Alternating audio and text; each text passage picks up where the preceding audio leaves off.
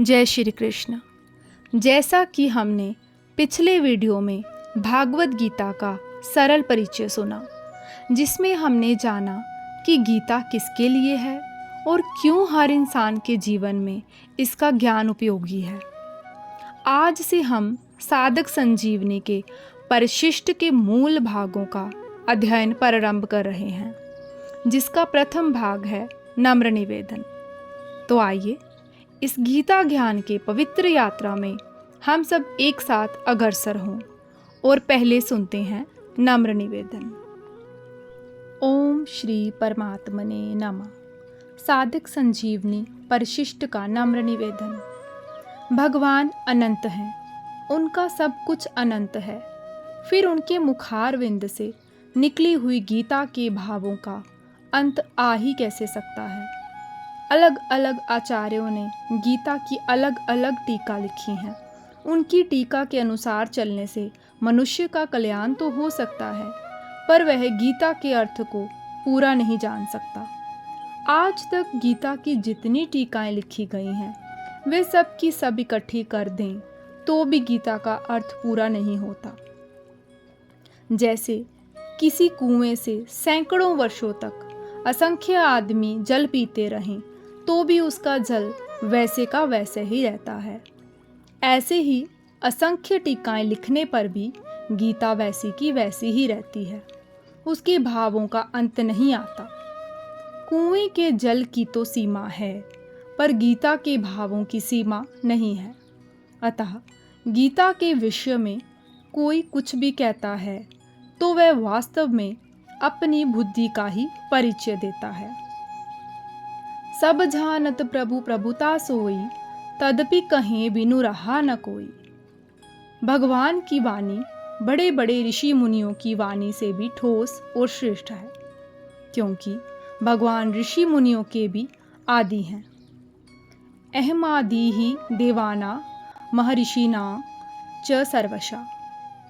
अतः कितने ही बड़े ऋषि मुनि संत महात्मा क्यों ना हो और उनकी वाणी कितनी ही श्रेष्ठ क्यों ना हो, पर वह भगवान की दिव्याति दिव्य वाणी गीता की बराबरी नहीं कर सकती। पगडंडी को पद्धति कहते हैं और राजमार्ग, घंटापथ अथवा चौड़ी सड़क को प्रस्थान कहते हैं। गीता, उपनिषद और ब्रह्म सूत्र ये 3 प्रस्थान हैं, शेष सब पद्धतियां हैं। प्रस्थान त्रय में गीता बहुत विलक्षण है, क्योंकि इसमें उपनिषद और ब्रह्म सूत्र दोनों का ही तात्पर्य आ जाता है। गीता उपनिषदों का सार है, पर वास्तव में गीता की बात उपनिषदों से भी विशेष है। कारण की अपेक्षा कार्य में विशेष गुण होता है। जैसे आकाश में केवल एक गुण शब्द है, पर उसके कार्य वायु में 2 गुण शब्द और स्पर्श हैं। वेद भगवान के निश्वास हैं और गीता भगवान की वाणी है। निश्वास तो स्वाभाविक होते हैं, पर गीता भगवान ने योग में स्थित होकर कही है। अर्थात भगवान बोले, वह सब का सब उसी रूप में फिर दोहरा देना अब मेरे वश की बात नहीं है। उस समय मैंने योग युक्त होकर परमात्म तत्व का वर्णन किया था। योग युक्त अर्थात योग में स्थित होकर गीता कहने का तात्पर्य है कि सुनने वाले का हित किसमें है, उसके हित के लिए क्या कहना चाहिए, भविष्य में भी जो सुनेगा अथवा पढ़ेगा उसका हित किसमें होगा।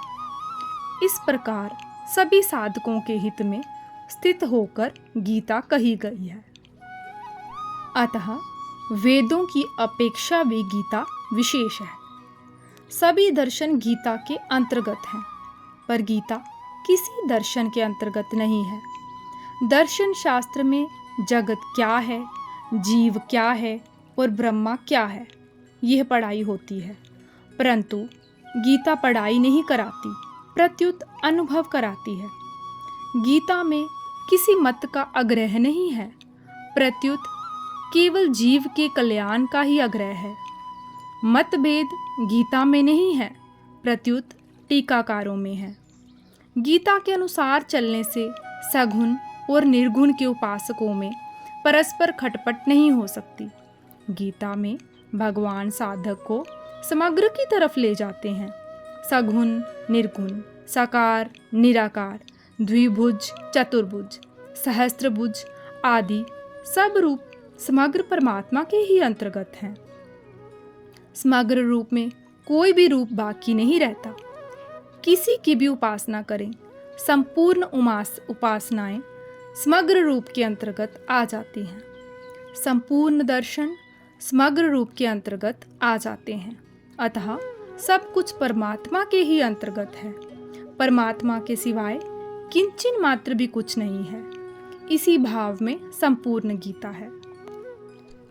नम्र निवेदन का पहला भाग यहीं समाप्त होता है। अगले वीडियो में हम इससे आगे पढ़ेंगे। जय श्री कृष्ण।